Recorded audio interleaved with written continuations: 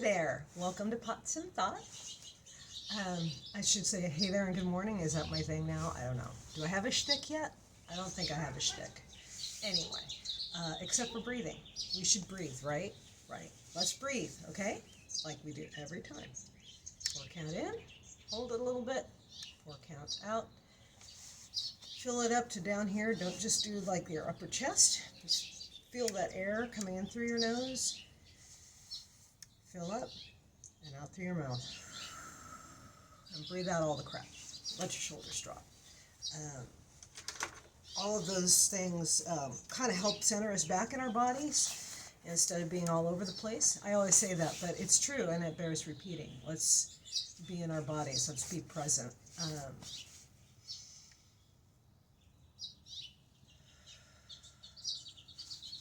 Fill up from your diaphragm.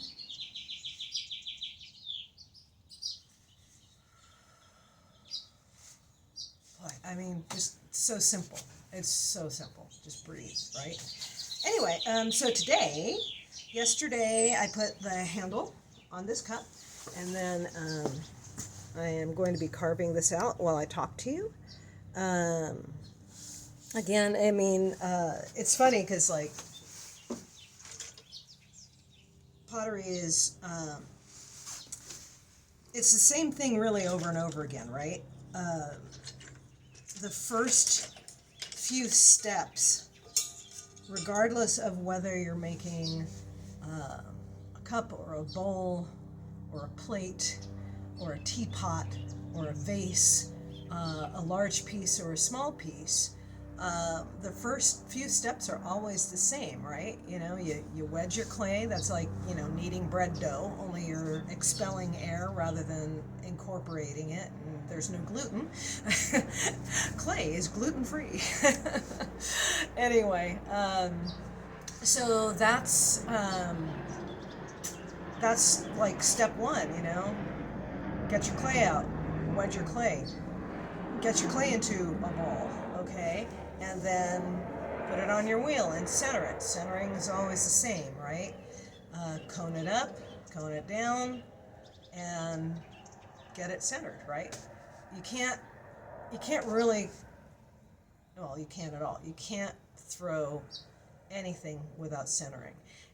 So, let's go from there, huh? So centering yourself,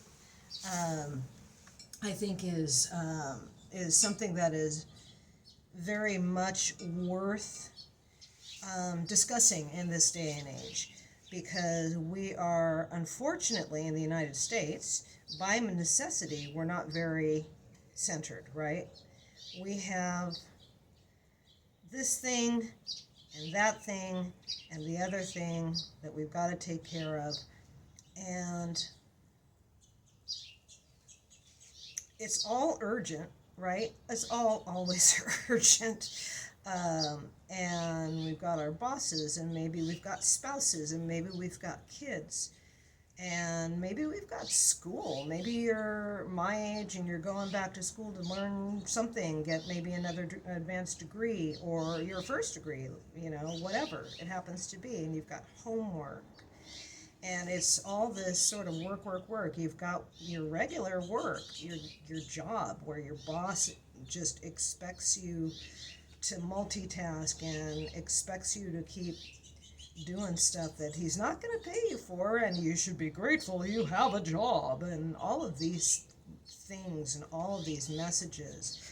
And, you know, aside from it, you know, all of these modern day demands just being in general not real good for your mental health, separately, okay, together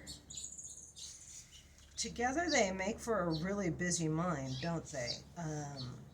There's just, unfortunately, constant stress and worry that goes along with this, and it's hard. It really is. It's hard. And I mean, I'll tell you from my experience as just a simple potter, you know, it's hard to do all of it. You know, it's hard to market yourself when you definitely don't have a marketing degree. Uh, and every 8 seconds, it seems like there's a new platform that you really got to post on so that you get your word out there. And, you know, I've got a full-time job. I have a parent that I'm helping to care for. Not lots, you know, he's still capable of um, a lot of stuff, but that's changing, you know, as it does when people get older. Um, when my mom was still with us, you know, I helped out with her too. I didn't do the lion's share of the work, but I still did. We were fortunate enough that we were able to keep her here at home for, you know, for the duration of her life. But still, that's a lot. And anybody who does elder care um, will understand how difficult it can be, and on how many layers. So, you know, it's just one of those things where centering yourself is really challenging, right? I know for myself that there are times when I feel like I'm doing fine. You know, I feel like I'm really, I've got it down, everything's dialed in and everything, and then like one totally stupid, minor inconvenience, like the tiniest little thing, you know, will just set me off. And I come to find out that I've just been sublimating things and repressing and, you know, all this shit. And it's just, it can be really difficult to center yourself. Um, but just as with pottery, you know, if you don't center your clay, I'm sorry, like one of the parents from the lantern just landed here, so they're so cute. If you don't center your clay, you can't make anything. Literally, you cannot make anything on the wheel unless it's centered. It can be a little off center and it'll still work. It won't look as good, it'll be a little looser and all of that kind of stuff, but you can still manage, right? But you got to get at least close to being perfectly centered, right? You got to get close for that to go. And I want to urge people to understand that yes, all of these demands on your time, they're all important, aren't they? I mean, it's not like you can like not feed your children, right? I mean, well, I mean theoretically, I guess you could, but it's not advised. Um, you need to keep your job so you can, you know, pay your rent or your mortgage. Um, and that's kind of important, so you need to do that. But I want to let you know that you're important too. Um, you know, it again. I mean, I know it's, you know, quite trite to mention it, but you know, you need to put the oxygen mask on yourself first, right? Um, and people are like, yeah, well, I don't have time for one more thing, which I also get that. You know, I'm trying to get myself into better condition, not only due to vanity, because, you know, vanity, but I want to feel stronger and I want to feel, you know, more, I don't know. I want to feel better in my skin. I want to be able to walk upstairs without panting, you know, and embarrassing myself. Um, and all of those things, that's important too. So I would urge you to sit down and consider your scheduling so that you can try to cut out some time to center yourself. This is where I get back to the meditation thing that I was talking about last episode, right? Centering yourself is just super important because you're better able to deal with what life throws at you if you're centered. You're less likely to fly off the handle like I occasionally do. Um, there are other reasons for that too, but largely it's because I've allowed the stress to get out of hand. And I'm very good at compartmentalizing, because that's just, for me, that's just a survival tactic, right? And unfortunately, when the pressure builds up enough, the compartments start leaking, and not dealing with stuff is a really, really good way to end up blowing up at people and ruining relationships and that kind of thing, right? We know that, intellectually, that, right? But it's still hard because you're just juggling so much, and it's difficult. So I urge you, to look at that schedule of yours and think about, okay, maybe if I just get up just like 15 minutes earlier, before the kids are up, before the husband or the wife is up, or get up with your partner, and just both of you agree that we're gonna get up, we're gonna go pee, and then we're gonna sit down and we're gonna do a 10-minute meditation, 10 minutes. In the grand scale of the rest of your day, 10 minutes is truly nothing. Getting up 10 minutes earlier, come on, look, you're so stressed out, you're waking up a half an hour before your alarm goes off anyway, right? I mean, let's be real about this. Taking time throughout the day to just stop and take just one breath, like I showed you, in through the nose and out through the mouth. Breathe in, like I said, for me, it helps me to visualize breathing in that beautiful white light, and then, spewing out the black crud, and visualizing all the black crud coming out of your body, all of your body, your fingertips, just breathe it out, your toes, your legs, your lower back, your shoulders, top of your head, whatever. Push it out, it is part of you. The darkness and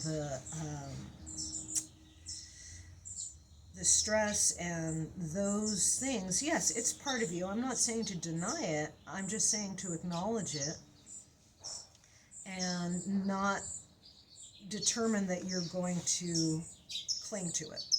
Because clinging to that stuff is just, it's never a good idea. It doesn't make you feel good, and ultimately, as I said in a previous episode, it's like, when we can apply it to this, what's the payoff for you?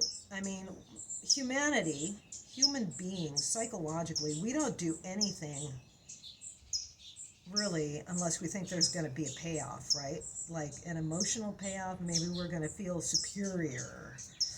Maybe we're going to feel, more virtuous. Oops. Hey, come on. Really? Grace, leave it. Hey, come here. Now. You leave those poor birds alone. Lay down. Lay down. You lay down. Did we just get a flight? Maybe we just got a baby fly. I don't know. I missed it. Kind of looks like it could be a baby flying. Ooh, we might have fledglings. Okay, we'll keep an eye over here too. We'll see if we get more. I knew they were close. Sorry, I don't mean to ADD, but like, hey, little birds are fledging. Lay down, beast. And my dog has got a really high prey drive, and she just loves chasing stuff. So, sorry about that. I just don't want her eating a baby bird. So anyhow, getting back to what I was discussing, it's like, what's the payoff for you to hold on to your stress and your anger and your rage? What is the payoff for you? What do you get out of it? That's something that only you can answer. It's like, am I feeling superior to somebody? Because that's like a big deal, right? Especially nowadays. I mean, I definitely have these moments of feeling like I'm superior to one group or another, and unfortunately, again, that's a human thing. And it's kind of funny as a funny digression. I love Miss Manners. A lot of you folks are too young to remember who or know who Miss Manners is, or I don't know. I think she's still with us. Fairly sure she's still with us. And she's got a bunch of books out and all of that. And somebody commented about, what's the point of learning manners anymore in this day and age? And it's just like, well, here's the thing. And she's very tongue-in-cheek. She's got a very, very dry sense of humor. And she says, well, manners are so you can feel superior to your fellow humans. And I just laughed. I had to laugh at that because it's hilarious and it's true. So anyway, so payoff. Where are we going with the payoff? Can we get a different payoff? Maybe you're, instead of feeling like, the virtue signaling that we're so good about nowadays, that we're so into, and let's face facts. No, come here. Grace, get over here. No, ma'am. You better go lie down. Sorry. Down, good girl.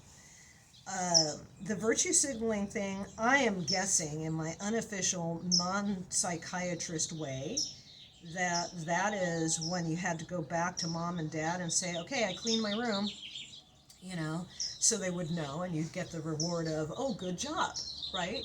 So human beings, we're all wired for that, right? We're wired for doing something and getting a response. It's cause and effect and all of that. So if we learn how to center ourselves so that we're not so reactive, and we can learn how to let go of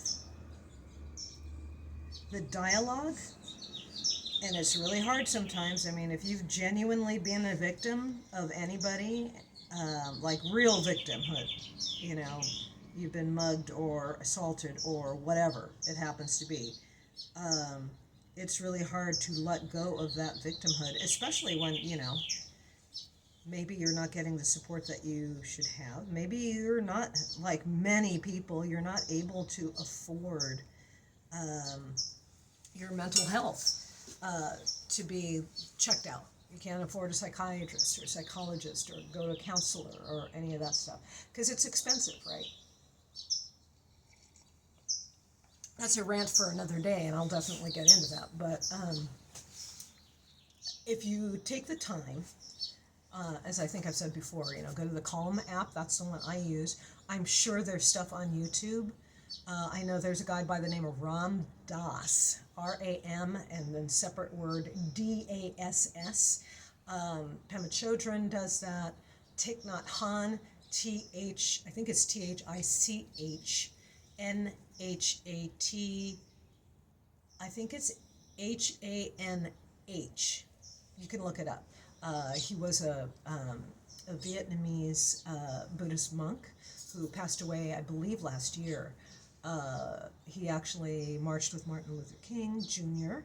And all of that, and he explains the meditation process very well. And even if it's just, like I said, just 10 minutes for yourself to just follow your breath and understand too, when you're doing that, our brains are trained in Western society to be all over the damn place, and you've got to just constantly be thinking about this or that and stressing out about this or that. And we kind of frown at people who aren't stressing out, which is kind of weird when you think about it. It's the wrong kind of reward system, isn't it? So you're not going to be able to focus on your breath right away. But instead of beating yourself up for it or quitting and saying, I could never do this ever, keep at it. It's a process, okay? It's like I was telling you, and I keep telling you, when you were a baby and you were learning how to walk, you just kept going, right? You kept trying and trying and trying. Not learning how to walk was probably not an option for you. And so you just got to give yourself that kind of grace to learn something new and to, as best you're able to, release your expectations of being perfect the first time. Good girl, nice. Of being perfect the first time, of of getting a handle on it. Sometimes you're going to have great meditation. Sometimes you're going to have crap meditation. Even people who have been doing it for literally decades don't have a perfect session every single time. Okay, um, all it is you taking time just for you for 10 minutes of the day, and focusing on just on your breath, going in, going out. And like I said, I'm sure we have a bunch of this stuff on YouTube. Excuse me.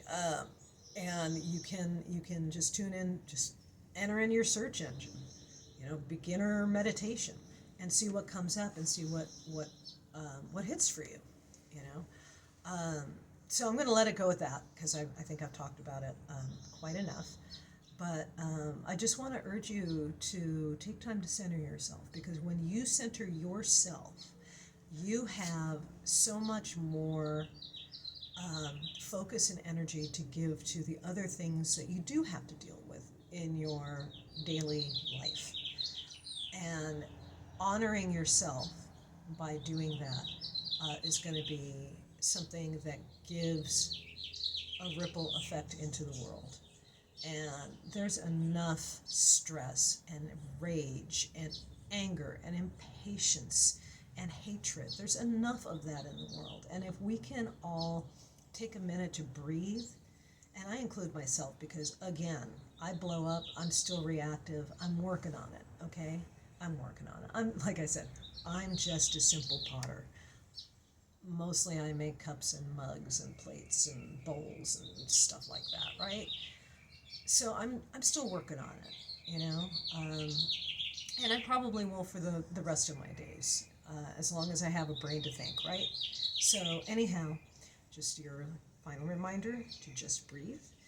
Find me everywhere. I have a link. I have a link tree down in the thingy wampus. In the description, I have my link tree and other places you can find me.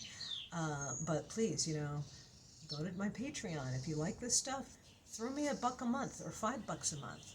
People who join my Patreon will start getting presents in the mail that are good presents, not just bills, if you even get your bills in the mail anymore. Go to my Etsy store. You can buy my stuff. I'm working on this. There'll be shop updates that'll be coming up. Get on my my mailing list. You can always DM me and send me your email, your name, and your email address, and I can put you on my mailing list for sales and stuff like that. Go to Etsy, buy my stuff, etsy.com/shop/Shellhawks Creations. I'm on Instagram. I'm on Facebook. I'm on Tumblr. I'm everywhere. So take that moment and just breathe. Take care. Have a good day. Bye.